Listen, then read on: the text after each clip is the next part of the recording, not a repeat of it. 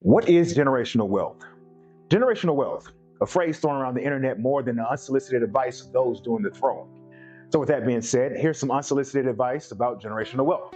A more common term for generational wealth is owed money, which refers to the social class of rich people who maintain wealth over multiple generations. And in today's example, we explore Herman J. Russell, Building Atlanta, How I Broke Through Segregation to Launch a Business Empire. In this book, we find Herman's monumental climb from small-time plastering company to becoming somewhat of the godfather of Atlanta. Now, historians, don't stone me. I know the city was founded in 1847 and Herman was born in 1930, but during the majority of his life, if you wanted to build something in Atlanta, you consulted Herman. If you wanted to be an elected official in the city, you saw his blessing and his pocketbook. But back to generational wealth, more specifically H.J. Russell and Company. Herman founded this company after graduating from Tuskegee University, known as Tuskegee Institute at the time, and taking the baton from his father's plastering company. He built so many sites in the city, but what stood out the most was how he went about employment, particularly family members. Many would caution you from hiring family, but with Herman, he was completely no nonsense and everybody knew it. His absolute dedication to a good day's work was legendary. His brothers worked for him, his wife worked for him, their children worked for him, and even their children worked for him. And don't get it twisted, Herman wasn't sitting on a golden throne tossing around orders. It was very common to see him on many construction sites with a hard hat on and tool in hand. And don't think just because you're family means you have it easy.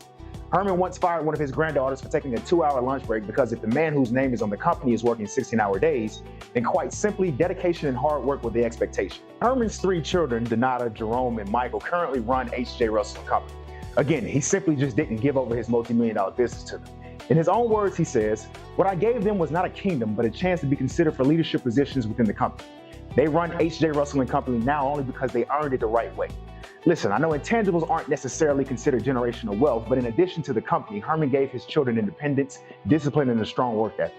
He states, "I believe that the best education for children is teaching them how to work and to save as early as possible." His son and president of H.J. Russell & Company, Jerome, reemphasizes that notion, stating, "What my father understood is if early on he had just laid it out there for us and allowed us to get into these trusts or just gave us the money, it would have just taken our drive away. It's not about having a lot of money, it's about creating wealth for future generations.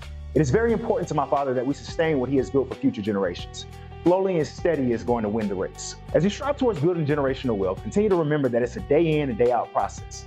Also, check out Herman's autobiography, Building Atlanta, so he himself can tell you that there are no shortcuts to success.